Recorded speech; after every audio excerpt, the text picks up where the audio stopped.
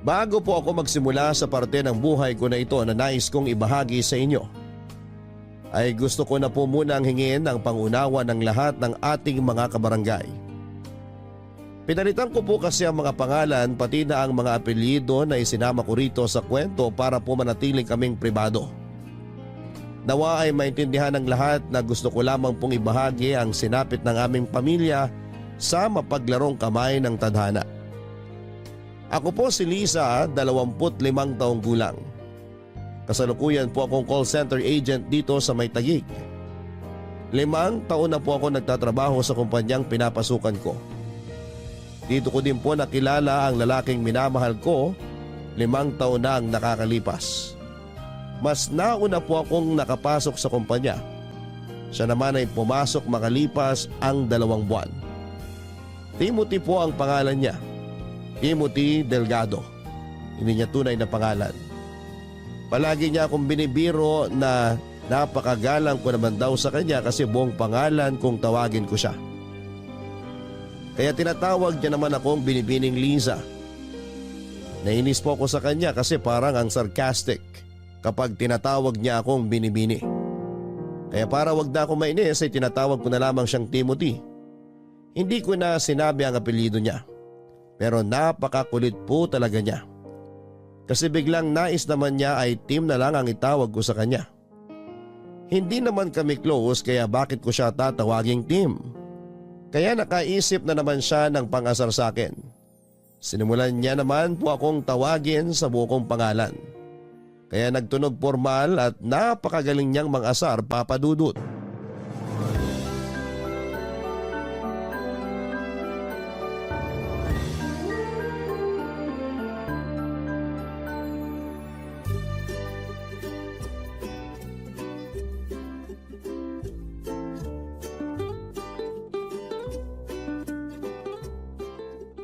Sinabing hindi mo na ako kailangan tawaging Binibini at hindi mo ako kailangang tawagin sa buo kong pangalan.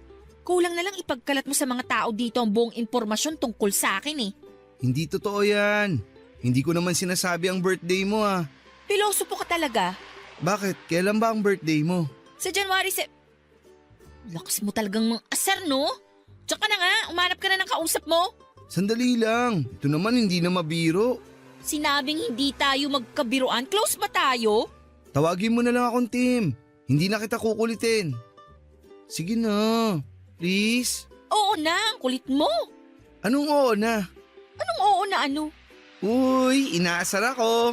Ang kulit mo. Oo na, Tim. O ayan, masaya ka na? Teka, anong nangyayari? Aray, yung dibdib ko. Ano ba nangyayari sa'yo? Bakit ka nakangiti? Ang puso ko. Masakit ba?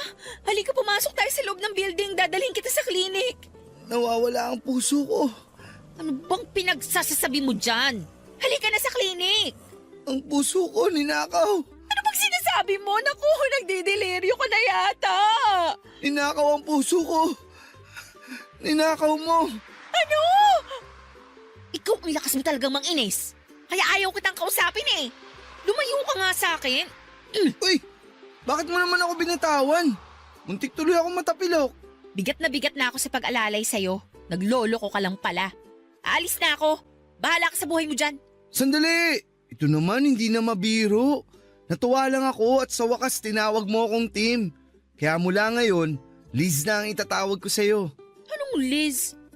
Unang-una, Liza ang tawag sa akin ng lahat. Pangalawa, hindi tayo close para bawasan mo ng isang letra yung nickname ko. Nickname na nga, pinaikli mo pa. Eh di, ako lang ang tatawag sa'yong Liz dito. Parang alam mo na, terms of End that sentence kung ayaw mong hindi na kita pansinin forever. Okay, sige po ma'am. Sarcastic ka ba? Bakit mo ko tatawaging ma'am? Estudyante ba kita? Lisa lang. Lisa, okay? Nice. So, okay na tayo ha. Liza ang tawag ko sa'yo at Tim ang tawag mo sa akin. Tara. Anong tara? Uuwi na ako, no? Sakto. Hatid na kita. Oh, huwag ka nang umindi. May dala akong sasakyan. Para di ka na mahirapan sa biyahe. Doon lang ako nakapark. Lakad pa tayo ng konti. Uy, huwag kang mag-alala. Mabuti naman akong tao. Alam mo naman yun, di ba? Yun lang yung sasakyan ko, oh. Tara na. Ang kulit mo! Tara na nga. Gusto mo kain muna tayo sa labas? Gusto mong iwan kita dito? O sige, saka na tayo kumain sa labas. Busog pa naman ako eh. Oh, nasa na yung sasakyan mo? Ayan! Motor? Papadudot din naman po sa minamalit ko ang motor at mga nagmomotor. Nagulat lang po ako kasi hindi pa ako nakakasakay sa motor sa buong buhay ko kasi medyo natatakot ako. At ayun na po, kahit na hindi pa ako nakakasakay ng motor, ay napilitan na din ako dahil iba talaga ang pagkakapursige ni Tim Papadudot. Hindi niya ako tinatantanan hanggat hindi napapapayag Papadudot. Kasi yung mga pagtataray ko sa kanya, arte ko lang naman talaga yon. Kasi una ko pa lamang siyang nakita ay parang may kilig na akong naramdaman. Feeling high school ako noon na crush yung kaklase pero kunwari ay nagtataray. Yun na yun, ang mismong pakiramdam ko. Pero syempre kahit sumakay na ako sa motor niya ay hindi ko talaga pinaramdam sa kanya na kinikilig ako Papadudot. Hindi naman siguro niya nahalata dahil sa higpit ng pagkakayakap ko sa kanya. Pero Papadudot, don't get me wrong ha. Kasi nga first time kong sumakay ng motor kaya takot ako.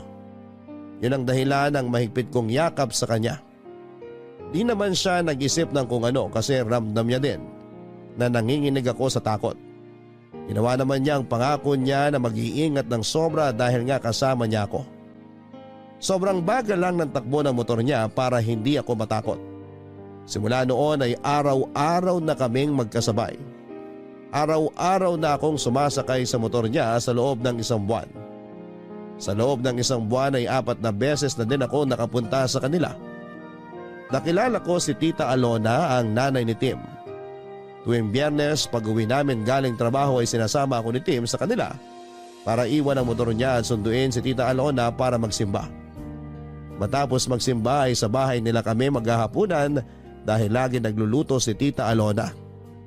Papadudot kung ako ay patagong pagka-crush ang nararamdaman kay Tim.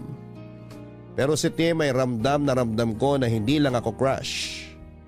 Ramdam ko ang pagmamahal niya sa akin dahil ang laki ng respeto niya sa akin Papadudot. Pero syempre ayoko naman na mag-assume na sigurado ang pakiramdam ko. Kaya hindi din naman ako nagpapahalata na na-develop na sa love yung pagka-crush ko sa kanya. Dagdag pa ang pagtingin sa akin ni Tita Alona. Minsan nga ay mas kinakampihan pa niya ako kesa kay Tim. Napakabait niya Papadudot. Sobra ang pagmamahal niya kay Tim. Kaya lahat ng ginagawa ni Tim ay lagi nakasuporta siya. Kasama na ako doon Papadudot dahil nga sa pagmamahal ni Tim sa akin ay mahal na din ako ni Tita Alona at hindi itinuring na iba. Isang beses nga Papadudot holiday noon ay wala namang kaming usapan ni Tim pero nagpunta ako sa bahay nila para dalawin si Tita Alona.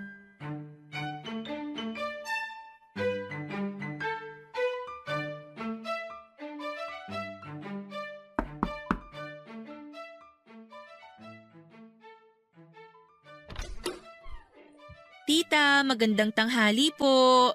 Ay Lisa, halika tuloy ka. Si Tim lumabas lang, may bibilin daw. Sandali lang yon. Halika muna. Okay lang po, kayo naman talaga ang dinalaw ko. Eto po, may dala kong cookies, sugar-free po yan. Ay naku, salamat talaga at sugar-free pang pasalubong mo ha. Opo, para mas healthy. Sabi kasi ni Tim, ayaw nyo daw ng matatamis. Ay oo, mabuti na yung maingat. Sa edad ko, alam mo naman, malapit na sa sakit.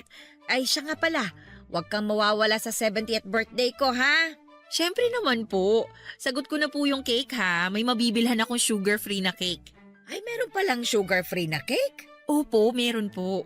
Kung sa bagay, halos wala namang imposible ngayon eh. Marami na din kasi ang umiiwas sa sobrang asukal. Yung iba nga ang dahilan, hindi sa kalusugan kundi sa bulsa. Mahal na daw kasi ang asukal. Pero teka, anong lasa ng sugar-free na cake? Masarap naman po, tita. May tamis pa rin pero natural lang. Dapat tayong dalawa lang ang matamis dito sa bahay. Uy, nakakahiya kay tita. Hindi nakakahiya kay nanay yun, no? Ay oo, alam ko naman na mahal mo ang anak ko. Kaya huwag ka nang mahihiya sa akin. Oh, kita mo na? Ito talaga? Sandali, ano yan? Bakit butas yung laylayan ng pantalon mo, ha? Sumabit ako sa nakalawit na bakal dun sa may ginagawang kalye. Hindi ko napansin eh. Muntik na nga ako ma-off balance, buti na lang nakapreno ako. Ano ba yan? Bakit ba hindi nila i-check kung maayos ba ang paligid ng ginagawa nila? Nireport ko na, Nay. Sinabi ko sa kanila, kaya ayun, inalis nila agad. Tapos tiningnan kung may mga nakausli pa.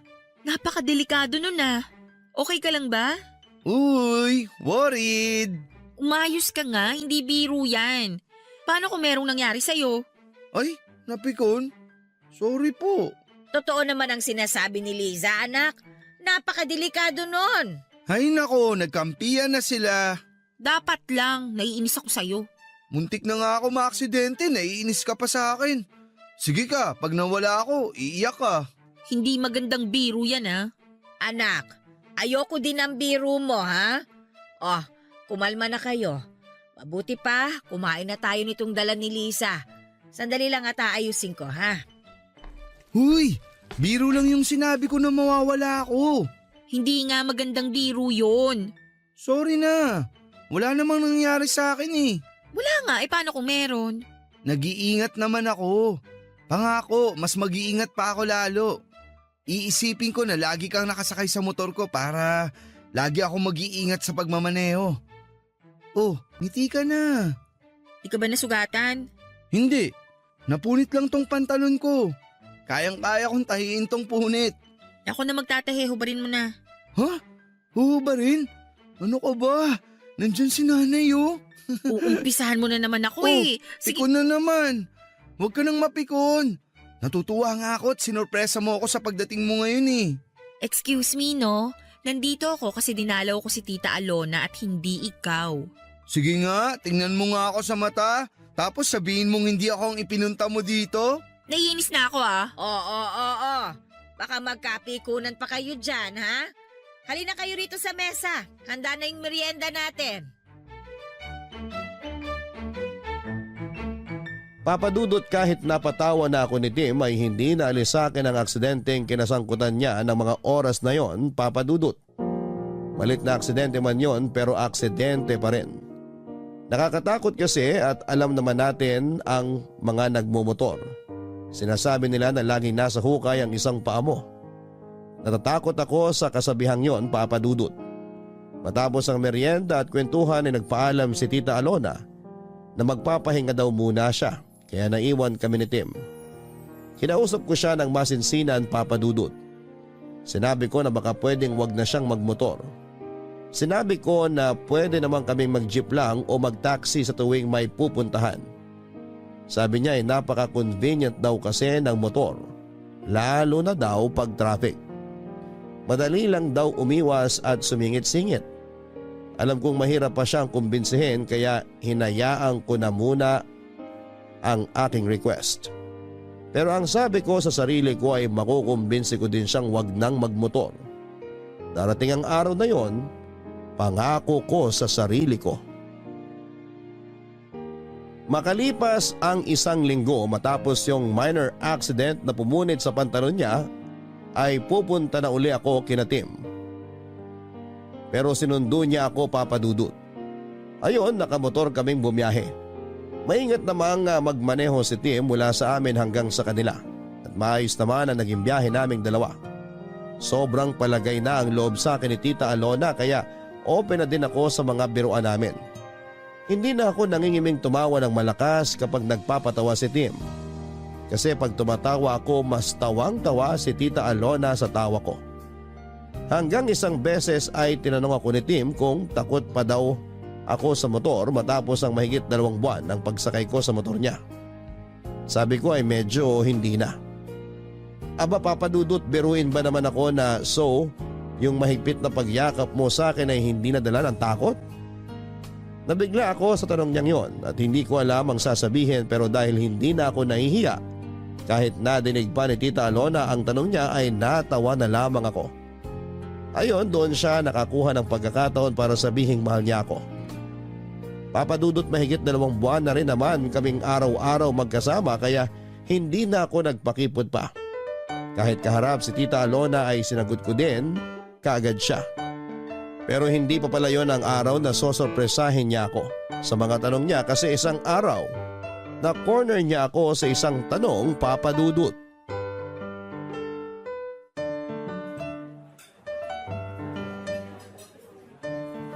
Ano to? Papatikin mo sa akin lahat yung nasa menu nila? Pero masarap naman ang pagkain nila dito, di ba? Masarap nga pero bakit ang dami mong in-order? Ang hirap tuloy magpigil ng kain.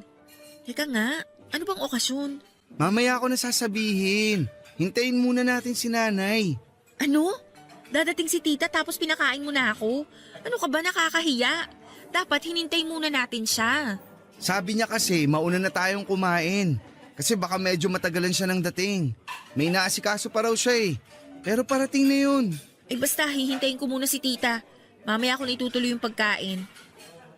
Anak! Ayun na pala si nanay. Sabi sa'yo parating na siya eh. Mano po, Nay? Magandang tanghali po. Mano po? Ay, kaawaan kayo ng Diyos. Naku, pasensya na kayo ha. Kanina pa talaga ako tapos doon sa inasikaso ko. Yung traffic ang nagpatagal sa akin eh. Ay, napagod ako. Sabi sa inyo eh. Bibilang ko na kayo ng sarili niyong motor para kahit traffic, pwede kayong dumaan sa mga masisikip na daan. Tigilan mo nga ako. Unang-una, sa edad kong ito, pagmumotorin mo ako? Oh, ayaw niyo nun, Nay. Ang angas ng dating niyo pag nakamotor. Ito talaga, tigilan mo na nga si tita. Ay naku, laging ganyan yan, iha. Dati nga sabi ba naman, bibilihan niya raw ako ng leather jacket para daw magmukha akong action star, para daw walang mambasto sa akin. Aba, sabihin na natin na mukha akong nakakatakot. Eh pero hindi ba mas mukha akong tanga at naka-leather jacket ako sa init ng panahon? Uy, wag mong pigilan yan. Baka kabagan ka. Tita, ayoko pong tumawa. Ay iha, wag ka nang mahiya. Nakakatawa naman talaga eh. Hindi lang ako makatawa kasi nanunuyo itong lalamunan ko. Inom po muna kayo. Ito po, tita, oh. Ay, salamat iha. Ayan. Ay, salamat naman at hindi natuyo ang lalamunan ko. Pwede na tayong tumawa. Ano nga ba yung tinatawanan natin? Yung tungkol po sa mukha kayong action star na naka-leather jacket sa ilalim ng mainit na araw. Sorry po. Itong anak ko na ito talaga, hindi na makabiro. Ayan ha, sinasanay ko na ang sarili ko ha. Anak, sige, sabihin mo na. Sabihin ng alin po. Liza, matagal na din naman tayong magkarelasyon. Siguro naman, pwede na tayong magpakasal. Okay ka lang? Tinatanggap mo ba ang proposal ko? Ha? Nabigla naman ako sa sinabi mo. Kung hindi ka pa handa, maiintindihan ko. Maghihintay ako. Ay, wala akong sinasabing ganyan. Siyempre, payag na payag ako. Ay nako, salamat naman sa Diyos. Pero iha, syempre kailangan pa din namin na hingin ang kamay mo sa iyong mga magulang. Kailan ba pwede? Kung kailan po kayo pwede, tita? Ano bang tita? Nanay na ang itatawag mo sa akin. Opo. Nanay? Yun! Ang sarap pakinggan! Huwag kang ngang maingay, nakakahiya sa ibang mga tao. Bakit ba? Masaya ako eh. Mga kaibigan, ito po si Liza, girlfriend ko. Umayag na po siya na magpakasal kami.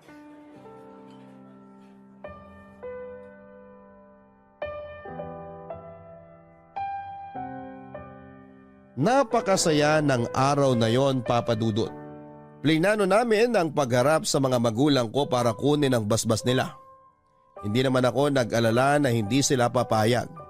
Kasi napakalambing ni Tim, kaya kuhang-kuha niya ang loob ng nanay at tatay ko. Hindi nga kinabahan si Tim nung sabihin niya ang pakay. Matapos noon ay nagsimula na kami magplano kung anong araw ang kasal. Kung saang simbahan, saan ang reception, hindi nakialam sa pagdidesisyon ang mga magulang namin. Hinayaan nila kami sa lahat ng desisyon at hindi na din kami kumuha ng wedding planner. Kasi gusto ko din na hands-on ako sa paghahanda at pag-aayos ng lahat. Pero parang ramdam ko na ako lang lahat ang nagdidesisyon. Kasi naman papadudod sa tuwing tatanungin ko si Tim, ang lagi niyang sagot ay kung saan ang sa palagay ko ay maganda. Yun din ang desisyon niya. Sa gitna ng mga pagpaplano ay binuksan ko uli ang isang hiling na sana ay mangyari. Ano ba nga ayusin natin ngayong araw? Maghihintay lang tayo ng mga tawag kung may kailangan tayong puntahan. Yung venue ng reception, hindi ba natin pupuntahan? Napuntahan na natin yun. Sabi na naman natin ang mga gusto natin. Tatawag naman sila kung may iba pang kailangang malaman. Yung pagkain, okay na ba yung mga napili natin? Kailangan kaya natin puntahan uli? Baka may dadagdag pa tayo. Pwede naman nating itawag yun kung sakaling may idadagdag. Saka yun na yung mga pagkain, kumpleto na yun. Magdagdag na lang kung may additional guest pa tayo. Nabigyan na ba natin lahat ng invitation? Baka may mga nakakalimutan pa tayo na dapat imbitahin. Nabigay na lahat. Siguro naman naimbita na lahat ng dapat. Mag-relax ka nga. Sorry, mukha ba akong tensyonado? Gusto ko kasi maayos na lahat. Para wala na tayong iisipin 1 week bago ang kasal. Okay na lahat. Iba naman pag-usapan natin. Okay. Ilan ba gusto mong anak? Darating tayo dyan, saka na natin planuhin yan pagkatapos ng kasal. Okay. Akala ko kasi gusto mo nang planuhin yung dami ng mga magiging anak natin eh. Hindi yon. Ang sinasabi kong pag-uusapan natin ay yung pagmumotor mo. Pagmumotor ko? Oo. May request sana ako sa iyo eh. Ano yun? Gusto ko sana, huwag ka nang magmotor. Bakit? Basta natatakot ako pag nagmumotor ka eh. May ingat naman ako. Di ba pag nakasakay ka sobrang ingat ko magmaneho? Oo nga, maingat ka. Pero paano kung yung mga kasabay mo sa kalsada ang hindi maingat? Kung yan ang gusto mo, sige. Pero pwede ba hanggang matapos na lang natin ang pagpaplano sa kasal? Hindi ba pwedeng simula na ngayon? Tapusin na lang muna natin ang pagpaplano. Para mas madali tayong nakakapunta sa mga dapat puntahan. Pagkatapos nun, stop na ako. Sakto, si parang Bimbo gustong bumili ng motor. Pang-deliver lang daw dun sa subdivision nila. Salamat at pagbibigyan mo gusto ko ha. Siyempre naman, magpapakasal na tayo. Kaya dapat kung may kailangan na alisin at baguhin, gawin na natin. Yun lang naman ang gusto kong alisin mo, yung pagmumotor mo. Wala ka nang dapat pang baguhin. Kasi pagdating sa ugali, perfect ka na. Sobrang husband material ka. At soon, perfect padre de pamilya na. Sabi nang antayin muna nating matapos yung kasal eh. O sige, sa huling araw ng pagbumotor ko, doon na natin pag-usapan ang plano kung gaano karami magiging anak natin ha. Ikaw talaga lagi kang may sagot. Oo na nga. Yun! Magandang usapang yon, Papa Dudut. Kahit mahal niya ang motor niya ay madali din naman siyang nakapagdesisyon na hindi na siya magmumotor. Pero kailangan muna naming tapusin ang lahat ng kailangan tapusin para sa kasal bago mangyari yon. Kasama ko siya sa lahat ng lugar, sa simbahan, sa lugar ng reception, sa pagbili ng mga souvenir, pagpili ng mga kakainin at lahat ng lugar ay magkasama kami. Maliban sa isang lugar, yung paggawaan ng mga isusuot namin. Ang sabi ko kasi gusto ko isorpresa sa kanya ang itsura ng wedding gown ko. At gusto ko din na sorpresa sa akin kung gaano siya kagwapo sa isusuot niyang damit. Pinilit nga niya ako na samahan siya kasi okay lang naman daw na makita ko ang isusuot niya. Pero hindi ako pumayag kasi gusto ko nga ay sorpresa. Pero noong araw na tinawagan siya ng sastre para daw maisukat ang damit bago tuluyang tapusin ang tahi ay bigla ko na lang naisipan na sumama sa kanya. Pero nabaliktad. Siya naman ang nagsabi sa akin na huwag na daw akong sumama para sorpresa. Alam ko na lang iinis lamang siya kaya kinulit ko na sasama ako. Pero hindi talaga siya pumayag. Umalis na siya ng araw na yon gamit ang motor niya at ang sabi niya ay may maganda daw siyang balita sa akin. Nagtaka ako kung ano yon. Ang sabi niya ay dahil huling lakad na daw ng pagpaplano yung sukat ng damit niya. Yun na raw ang huling araw na magmomotor siya. Natuwa ako sa mga sinabi niya, Papa Dudut, dahil sa wakas ay matutupad na ang gusto ko na huwag siyang magmotor. Nakita niya ang tuwa ko kaya niyakap niya ako at saka siya humalik sa akin at saka tuluyan ng umalis. Pumasok ako ng bahay na ini-imagine ang magiging itsura niya sa Amerikanang pinatahi niya. Pero sandali akong natigilan dahil naisip ko ang sinabi niya. Na yun ang huling araw na magmomotor siya. Ilang sandali lang ay may sumigaw sa labas. Tinawag ako dahil na-aksidente raw sa kanto si Tim. Na-aksidente si Tim, isang kanto lang ang layo sa amin. Patawid na daw si Tim nang biglang may kotseng nawala ng preno ang sumalpok sa kanya. Naitakbo sa ospital si Tim pero hindi na siya naisalba ng mga doktor. Wala na ang pinakamamahal ko, Papa Dudut. Lahat ng plano namin ay wala na. Dahil ang taong kasama ko para buuin ang mga pangarap ko ay hindi ko na makakausap. Siguro ay iniligtas ako ng pinakamamahal ko kaya hindi ako nakasamang maaksidente. Dahil noon naman, sa tuwing magsasabi akong sasama ako sa kanya ay hindi siya nagdadalawang isip at agad-agad ay isinasama niya ako. Pero ng araw na yun ay talagang pinilit niya na huwag akong sumama. Kahit na wala naman sa kanya kung makita ko ang damit niya o hindi. Ginawa niya lang dahilan ang huwag kong makita ang damit para hindi ako magpilit na sumama. Nagsisisi din ako dahil nawala sa isip ko na sabihan siya na mag-ingat ka. Ang damit pala na susukatin niya ay ang damit na susuotin niya sa kanyang paglisan. Masakit sa akin ang nangyari, Papa Dudut, pero nilakasan ko ang loob ko at tinapangan ang sarili ko dahil ako ang umalalay sa nanay ni Tim. Matanda na rin si Nanay Alona. Napakasakit sa kanya ang nangyari dahil si Tim ay ang kaisa-isa niyang anak. Kung maaari lang na gumawa pa ng isang Tim para hindi na mangulila si Nanay Alona ay gagawin ko. Pero hindi pwede. Ipinangako ko na lamang kay Tim na hindi ko iiwan si Nanay Alona. Lagi ko siyang dadalawin at kukumustahin. Makalipas ang isang taon ay sabay naming dinalaw ang libingan ni Tim, Papa Dudut. Pagkagaling sa sementeryo ay hinatid ko siya sa bahay. Pauwi na ako nang makakita ako ng magkasamang nakasakay sa motor. Biglang bumalik sa akin ang lahat ng alaala namin ni Tim kapag sakay niya ako sa motor niya. Mahirap man, Papa Dudut, pero kailangan na mag-move on, ang sabi ko sa sarili ko. Sa huling pagkakataon ay sasakay ako sa motor para sa huling alaala ng pag-angkas niya sa akin. Pagkatapos noon ay susulong na ako sa susunod na kabanata ng buhay ko. Kaya naisipan kong mag-book sa isang app para sumakay sa motor at dito na nangyari ang isang bagay na napakahirap intindihin at ipaliwanag.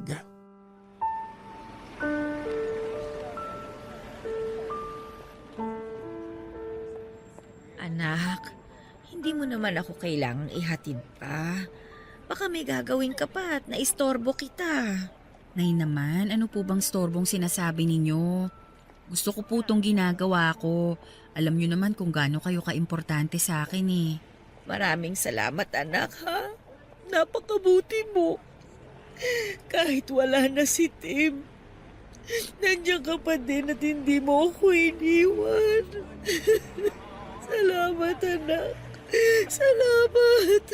O ano po yan? Umiiyak kayo. Ayaw ni Tim ng ganyan. Malulungkot yun pag nakita niyang umiiyak kayo. Pasensya ka na, ha? Halika muna at kumain ka bago ka umalis. Naku, wag na po, Nay. May pupuntahan pa po ako. Nag-book na po ako ng motor na sasakyan ko. Malapit na rin pong dumating dito. Bukas na lang po, magdadala din ako ng laing na luto ni Mama. Oy, sige. Masarap magluto ng laing ang mama mo. Magluluto din ako ng paborito ni Tim na sinigang na bangus sa bayabas. Sige, Nay. Magkita po tayo bukas, ha? Ano po? Kaawaan ka ng Diyos. Mag-iingat ka, ha? Papasok na ako sa bahay. Opo. Tim, miss na kita. Pangako, magmo-move on na ako. Nag-book ako ng motor. Sasakay ako ng motor sa huling pagkakataon.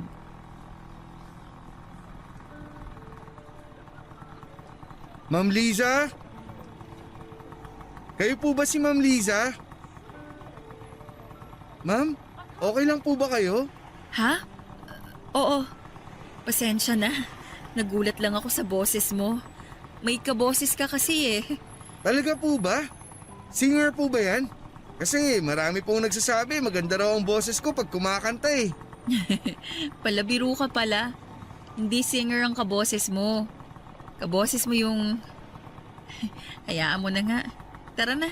Ay sandali, wala po pala kayong sariling helmet. Pasensya na, di ko agad nailabas yung helmet na para sa pasahero.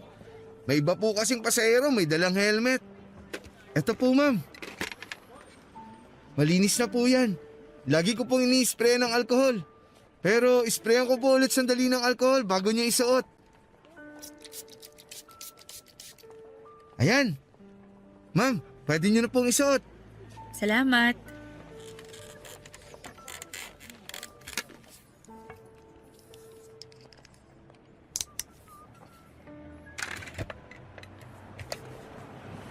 Sakay na po kayo, ma'am. Bago po tayo umandar, ma'am, check ko lang. Komportable naman po kayo sa pagkakaupo nyo? Ha? Oo, komportable naman. Salamat. Don't worry, ma'am.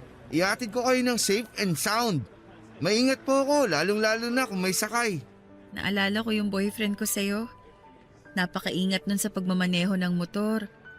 Pero yung bumangga sa kanya hindi nag-ingat eh. Ay, opo.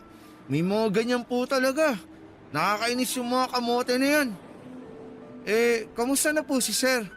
Wala na siya. 1 taon na siyang wala. Babang luksa niya ngayon. Simula nung nawala siya, ngayon na lang uli ako sumakay ng motor. Ay, sorry po ma'am. Okay lang. 1 taon na din naman. Kailangan ko nang sumulong sa buhay ko. Sobrang bait po siguro ni sir, no? Oo. Alam mo ba, siya yung kaboses mo. Nakakatakot naman kayo, ma'am. Ay, pasensya na. Hindi ko gusto na takutin ka. Sobrang nagulat lang kasi ako kanina nung tinawag mo ako sa pangalan ko eh.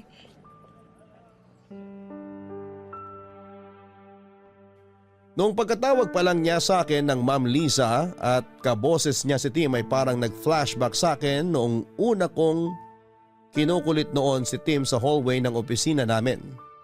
Buong biyahe kaming nagkwentuhan, Papa Dudut, at para akong reporter na nag-i-interview sa dami ng tanong ko. Gusto ko kasing madinig ang boses niya habang kausap ko siya. Nakapikit ako at iniisip ang mukha ni Tim na parang siya ang nagmamaneho habang nakasakay ako sa motor. Nalaman ko na graduate siya ng Bachelor of Science in Computer Science. Pero nagmamaneho muna ng motor para makaipon dahil may gusto siyang itayong negosyo na konektado sa kurso niya. Nagpakyut pa nga siya, Papa Dudut, kasi nung tinanong ko, ayaw niyang sabihin kung anong negosyo ang itatayo niya. Huwag na daw muna kasi baka maudlot. Ewan lang kung bakit ba naitanong ko sa kanya kung may asawa na siya. Sinagot niya naman na wala. May kasintahan daw siya dati kaso ay hindi rin sila nagtagal. Ayon sa kanya ay hiniwalayan siya dahil wala daw siyang oras para sa relasyon nila. Ayun nga, tuloy-tuloy ang kwentuhan namin sa buong biyahe. May mga tanong ako at sagot siya na nagkakatawanan pa kami na parang ang tagal na naming magkakilala. Papa Dudut, hindi naman sa defensive ako pero gusto ko lang talagang madinig ang boses niya. Kaya nakipagkwentuhan ako sa kanya kasi hindi ko naman masasabi kung makakausap ko pa ulit siya o kung may makakausap pa ako na kaboses ng boyfriend kong si Tim. Siguro pagkakataon na lang uli ang gagawa ng paraan kung magkikita at magkakausap pa uli kami. Malapit na akong buwaba at halos lahat na itanong ko na sa kanya maliban sa pinakaimportante, ang kanyang pangalan. Hindi ko kasi nabasa yung pangalan niya sa app kasi wala ako sa wisyo noong nagbook ako. Noong matanggap niya yung booking ay itinago ko na kaagad ang phone ko. At habang nasa biyahe ay hindi ko naman makuha ang phone ko sa bag ko kasi kinakabahan ako, Papa Dudut. Pagbaba ko ng motor at bago ko pa man may tanong ang kanyang pangalan ay nakiusap na siya na kung pwede raw ay makiinom para daw hindi na siya bibili ng tubig at matipid niya ang budget niya sa araw na yon. Niyaya ko siyang pumasok sa bahay pero nahiya siya at doon na lang daw siya maghihintay sa labas. Siyempre hindi ko na siya pinilit pa. Agad akong pumasok sa bahay para kumuha ng tubig. Sakto may bottled water pa ako na hindi nabubuksan sa ref. Paglabas ko ay saktong tinanggal niya ang helmet niya. Nang iabot ko na ang tubig ay tinanggal niya naman ang suot niyang mask. Noong ko unang naramdaman ang halo-halong emosyon at hindi ko alam kung papaano ipapaliwanag yon.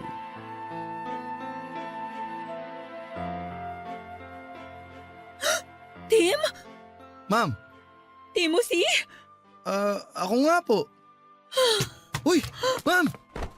Ma'am, ano nangyari? Ma'am, gumising kayo! Ma'am! Ma'am, okay lang kayo? Ano nangyari? Bakit kayo naimatay? May masakit po ba sa inyo? Ma'am, ano po bang nangyari? Ano pong ginawa ko? Ma'am, relax lang po kayo ha. Eto po, uminom muna kayo ng tubig.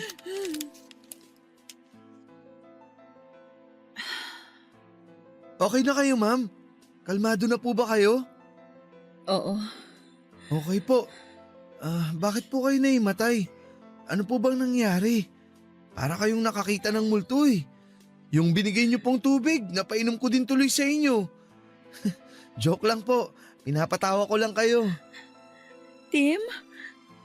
Ikaw ba talaga yan? Opo, ako nga po. Yun din po yung pangalan na nakalagay sa app. Bakit po parang ngayon nyo lang na-realize yung pangalan ko?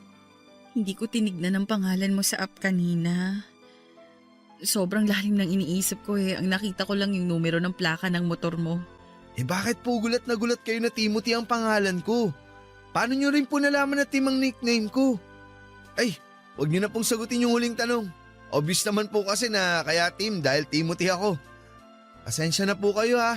Pinapatawa ko lang kayo para ma-relax kayo. Tim, naguguluhan na ako. Mas naguguluhan ako, ma'am. Ano po bang nangyayari?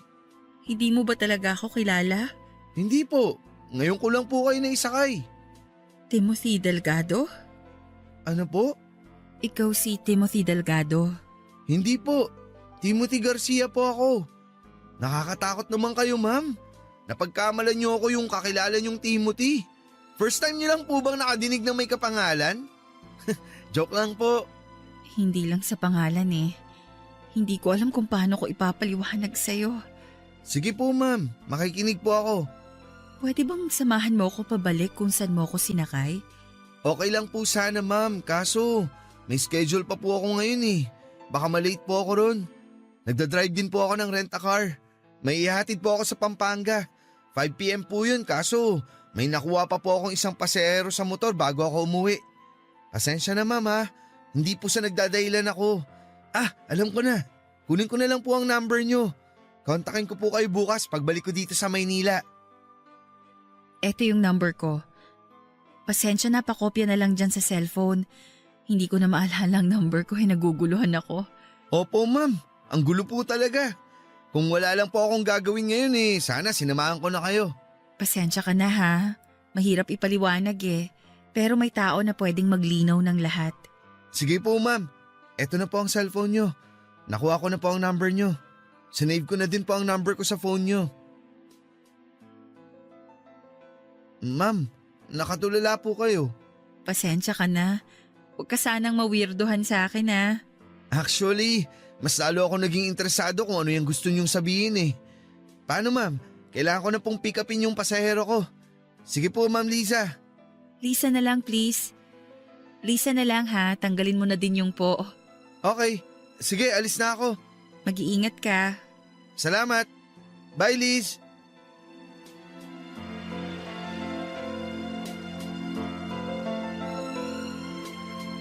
Para akong binuhusan ng malamig na tubig nang tawagin niya akong Liz dahil yon ang gustong itawag sa akin noon ni Tim.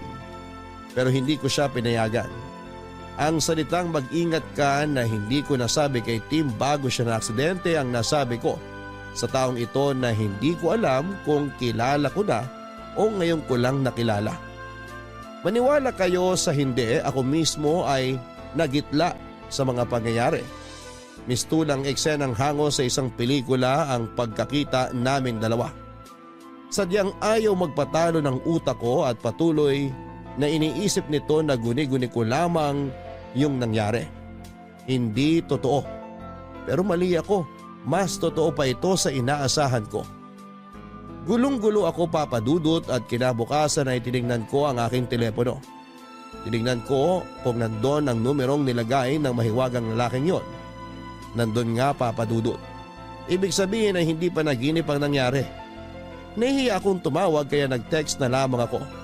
Kinumusta ko siya at hinintay ko ang sagot niya. Pero hindi ito sumagot kaagad at ilang sandali ay biglang tumunog ang cellphone ko. Nag-reply na pala siya sa text. Humingi siya ng pasensya na natagalan siyang sumagot kasi kauuwi niya lang. Willing daw ito na pumunta kung papupuntahin ko. Kaya binigay ko ang address ni Nanay Alona at sinabing magkita kami doon ng tanghali. Matapos kong mag-ayos ay pinuntahan ko na si Nanay Alona. Nung una ay inalo ko muna siya at kinumusta saka ko tinanong kung may kapatid nga ba si Tim. Ganoon na lamang ang pagkabigla ni Nanay Alona sa tanong ko. Napaluha siya at ikinuwento sa akin ng isang lihim na ayaw na sana niyang maalala. Hindi na nakilala ni Tim ang kanyang ama dahil noong nagbuntis si Nanay Alona ay madalas na ang pagtatalo nila. Sa isang probinsya sa Visayas nakatira noon sina Nanay Alona, ang kanyang pag-aasawa ay isang arranged marriage kaya hindi maganda ang pagsasama nila. Pinantaan siya nito na matapos niyang ipanganak ang ipinagbubuntis ay kukunin niya ito at ilalayo. Pero bago pa man nakapanganak si Nanay Alona ay naghiwalay na sila hanggang dumating ang araw ng kanyang panganganak.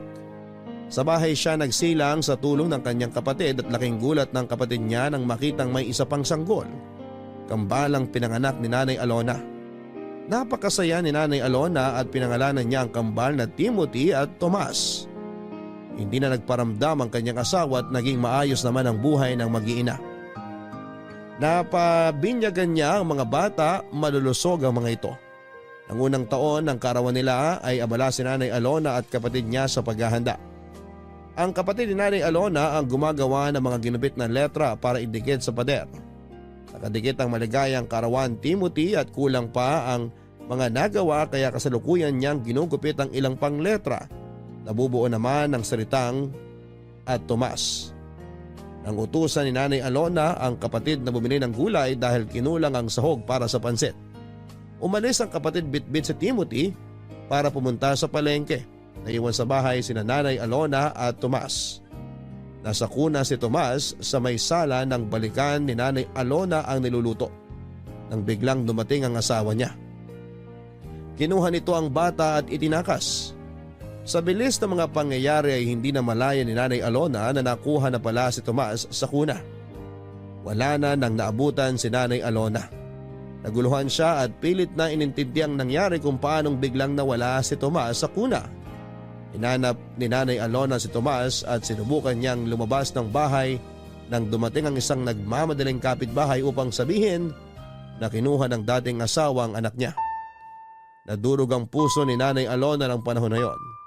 Palibas ay hindi alam ang gagawin kaya hindi niya alam kung paano mababawi ang anak hanggang sa lumipas ang panahon.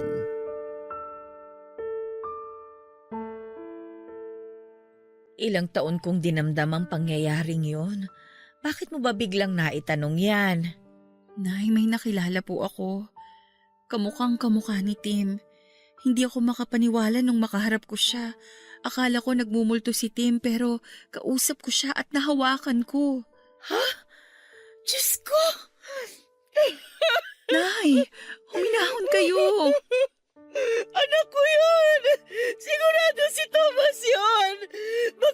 Magkamukha sila ni Tim nung bata pa sila, kaya hindi ako magkakamali. Siya yung nawawala kong anak! Nay, Tim din po ang pangalan niya. Pero iba po ang apelyido. Garcia po. Apelyido yun ang kanilang ama. Ang apelyido na ginagamit ni Tim ay apelyido ko. Siguro nung araw na kinuha si Thomas, pangalan pa lang ni Tim ang nakadikit sa pader noon. Marahil iniisip ng ama niya na ang nakuha niyang bata ay si Timothy. Hindi niya din alam na kambalang naging anak namin. Diyos ko! Sana siya si Thomas! Parang awa mo na, Diyos ko! Bago man lang po magpantay ang aking mga paa! Pinapunta ko siya dito kasi gusto ko din malaman kung ano bang nangyayari. Parating na po siya, nag-text na siya sa akin. Ibinigay ko yung address dito. Alam na niya ang lugar na to kasi dito niya ako sinundo ng motor kahapon. Tao po. Liza, Diyos nandiyan ko! ka ba? Boses ni Tim yun! Siya na po yan. Nay, huminahon kayo ha. Papapasukin ko lang siya. Magandang tanghali, Liza. Tuloy ka.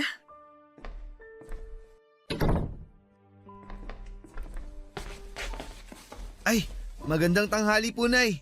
Diyos ko! Anak ko! Po? Anak! Ako ang nanay mo! Kinuha ka sa akin ng tatay mo noong 1 taon ka pa lang! Ano po? Ikaw si Thomas! Kakambal mo si Timothy! Thomas ang totoo mong pangalan, anak! Naguguluhan po ako. Anak! Patawarin mo ako! Hindi kita naipaglaban! Bigla ka kasi kinuha ng tatay mo at hindi ko alam kung saan ko siya hanapin noong mga panahong yon. Pero kahit ganon, hindi ako tumigil sa paghahanap sa'yo. Alam na kakambal mo ang tungkol sa'yo. Ikinuwento ko ang nangyari, kaya siya man ay hinahanap ka rin. Pero wala kaming alam kung saan ka matatagpuan, anak ko. Kaya pala ang nakilala kong nanay, palaging sinasabi sa akin na hindi niya ako anak. Akala ko noon inampun lang nila ako. Para akong ibang tao sa bahay na yun. Gusto kong malaman ang totoo pero sa tuwing tatanungin ko si tatay, nagagalit siya at sinasaktan niya ako. Kaya itinigil ko na ang pagtatanong at tinanggap ko na lang kung anong meron ako noon. At ang meron ako noon, yung sarili ko lang. Patawarin mo ako, anak ko. Ginawa ko ang lahat. Alam ng Diyos yun. Alam ng Diyos kung paano kita hinanap. Kami na kapatid mo. Anak, mahal na mahal kita, anak ko. Nay!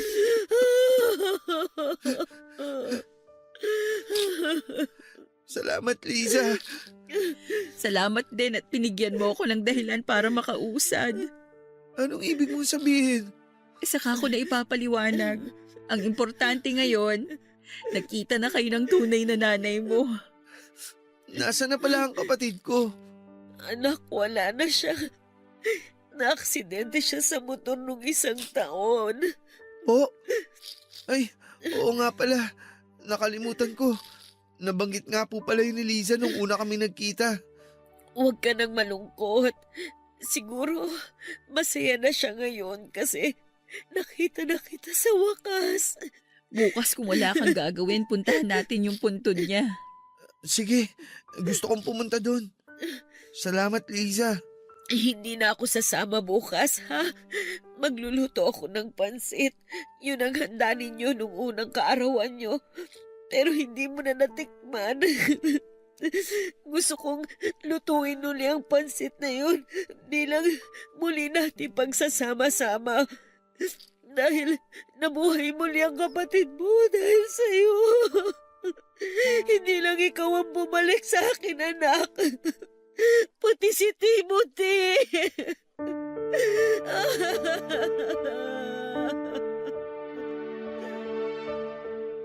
Papadudot nang marinig ko ang sinabi ni Nanay Alona na nabuhay muli si Tim dahil sa kanyang kakambal. Sana'y totoo din para sa akin. Pero hindi. Hindi ko na uli makakapiling pa ang pinakamamahal ko. Pero para kay Tim ay tatanggapin ko na lamang ang lahat ng nangyari. Oras na nga talaga ng pag-move on. Nakakalito, Papadudot, kasi pareho sila ng pangalan pero hindi na siguro kailangan na magpalit pa ng pangalan si Timothy para ibalik sa Thomas ang pangalan niya. Kasi yun na din naman ang kinalakhan niya. Sa mga papel na pinagawa ng tatay niya para sa kanya ay puro Timothy ang nakalagay na pangalan. Saka isa pa ay okay na din at Tim din ang pangalan niya. Parang nandyan pa din si Tim ko. Don't get me wrong, Papadudot, ha. Sabi ko nga ay naka-move on ako. Pero ayoko namang totally kalimutan si Tim. Sa bahay na ni Nanay Alona nanirahan si Tim dahil napakahabang panahon ang nawala sa kanilang dalawa na magkasama. Kaya kailangan nilang habulin ang mga panahon na nangulila sila sa isa't isa. Masayang masaya ako dahil bukod sa akin ay naka-move on na din si Nanay Alona. Oo, wala na nga ang boyfriend kong si Tim pero buhay na buhay siya sa lahat ng aspeto sa katauhan ng kapatid niyang si Thomas o Timothy. Dahil nga doon ay nakatira si Timothy kay Nanay Alona at dahil madalas ko pa din dinadalaw si Nanay Alona ay madalas din kaming magkasama at nagkwekwentuhan. Papadudod para kaming soulmates dahil ang gaan ang loob namin sa isa't isa. Ayoko maging unfair, ayokong isipin na kaya ako close sa kanya dahil nga si Tim pa din ang nakikita ko. Kasi habang tumatagal ang panahon, kahit pala sila kambal ay may mga pagkakaiba din pala sila. Pareho sila ng sense of humor pero si Tim ay pag seryosong topic ay nagiging seryoso. Si Timothy ay iba. Kasi para sa kanya pag seryoso ang topic ay pinipilit niyang hanapan ng paraan para maging magaan ito. Ayaw niya daw ng mga nakakalungkot. Kasi halos buong buhay niya ay malungkot na. Kaya ayaw niyang nakakakita ng nalulungkot. Papadudot na kumbinsin na rin namin ni Nanay Alona si Timothy na huwag nang magmotor. Dahil nga hindi maganda ang nangyari kay Tim dahil sa motor. Sinuportahan din ni Nanay Alona ang negosyong pangarap ni Timothy. May computer shop na siya. All around ang shop mula repair hanggang sa pagpuprogram at kung ano-ano pang may kinalaman sa computer, kaya ni Timothy. Kampante kami sa mga ginagawa namin, papadudot. May tinatawag kaming relax day, yun ang araw ng day off ko, na kung saan ay araw din na sarado ang shop ni Timothy. Okay naman ang mga paglabas-labas namin para kumain at mag-aliw hanggang isang araw.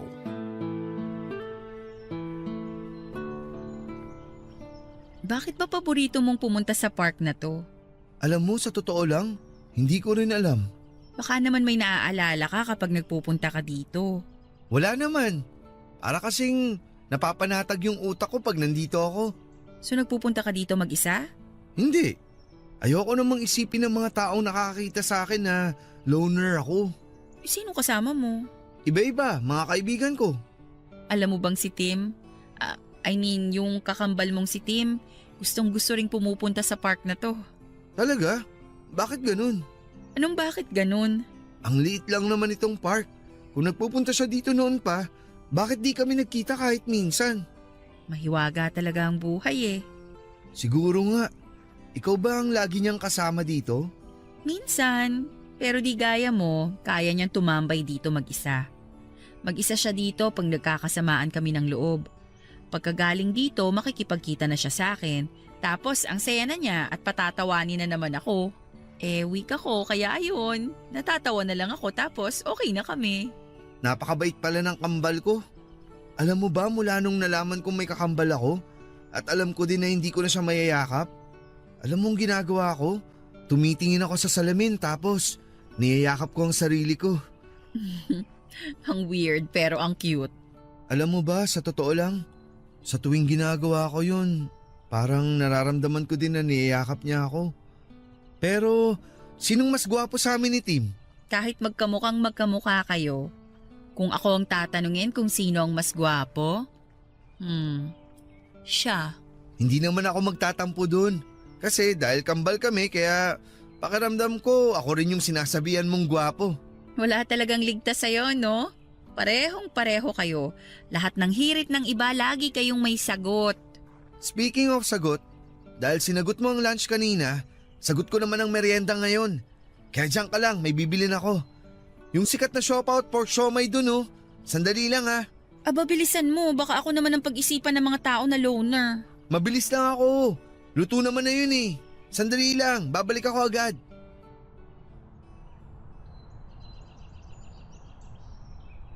So, ikaw yung pinalit sa akin? Ha? Ako bang kausap mo, miss? Di pa ba obvious? Sa'yo ko nakatingin, diba? Natakot ako bigla eh. Baka kasi may nakikita ka na hindi ko nakikita. Pilosopo ka. Yan ba napulot mo kay Tim? Sandali, miss ha? Kasi medyo nakakagulat ka. Bigla ka nalang nagsasalita dyan. Hindi ka man lang nagpapakilala. Girlfriend ako ni Tim. Teka lang ulit, miss ha? Girlfriend? Ang alam ko, walang girlfriend si Tim. Wala na nga kasi inagaw mo siya. Sandali nga. Writer ka ba? Ang dami mong naiisip eh. Sinong inagaw?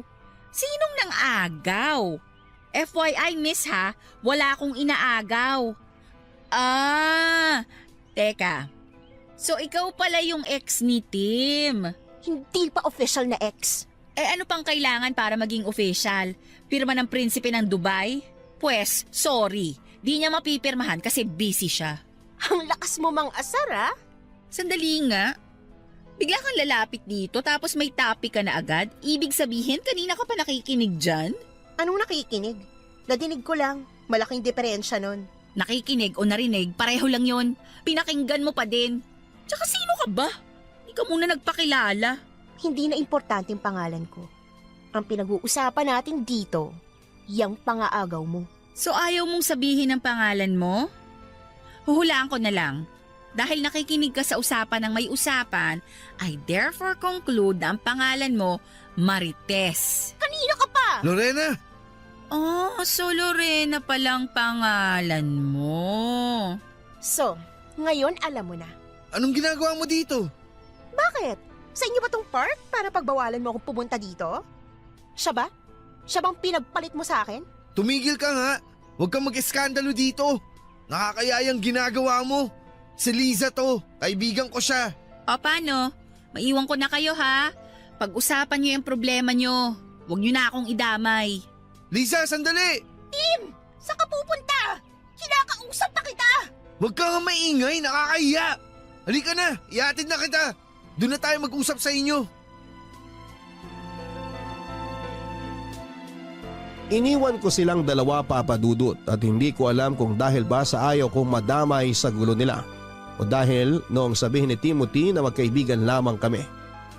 Hindi ko alam kung ano yung nararamdaman ko noon doon ko na-realize na nahuhulog na pala ang loob ko kay Timothy. Pero hindi po pwede. Pinilit kong tanggalin yung pakiramdam sa isipan ko. Kaya yon, dumalang na ang pagpunta ko sa bahay nila ni Nanay Alona. Kung pupunta man ako ay kakapustahin ko lamang si Nanay Alona at saka aalis na kaagad ako. Hindi na rin ako sumasama sa mga imbitasyon ni Timothy. Bisi-bisihan ako lagi, Papa Dudut. Natatakot kasi ako. Alam ko naman na walang masama kung maging kami. Hindi naman sa tinutuhog ko ang kambal pero wala naman din ang boyfriend kong si Tim kaya pwede na akong umibig muli. Pero ganun pa man ang isip ko ang pinaglalabanan ko. Oo nga, pwede na akong umibig pero hindi kay Timothy nakakambal ni Tim. Walang masama pero kailangang pigilan ko ang nararamdaman ko. May hangganan talaga ang lahat ng bagay, Papa Dudut. Dumating ang panahon na kailangan nang magtapos ang pagkakaibigan namin ni Timothy. Dumating na rin ang dikta ng aking damdamin na kailangan ko nang magkasawa at umusad na sa buhay, Papa Dudut. Yung trahe de boda ko na pinatahi noon ay hindi na din naman nasayang. Dahil yun na rin ang isinuot ko nitong kinasal ako. Bagamat alam ng aking mapapangasawa ang story ng damit na yon ay masaya naman siyang pumayag na yon ang suotin ko. Hanggang dyan na lang po, Papa Dudut. Salamat sa pagbibigay ng oras sa aking sulat. Ang inyong forever kapuso at kabarangay, Mrs. Maria Elizabeth May Delgado Garcia. Deja vu pa bang matatawag ang lahat ng pinagdaanan ni Liza? Mula sa malungkot na pangyayari ay natapos pa din ng masaya. Sabi nga ay mapaglaro daw ang tadhana pero siguro kung pipilitin mong gawing positibo ang isang negatibong bagay, ay ililiko pa din ang tadhana ang katapusan para maging masaya. Kaya anuman ang nangyayari, huwag tayong mawala ng pag-asa. May pagsubok man, tuloy pa rin ang buhay.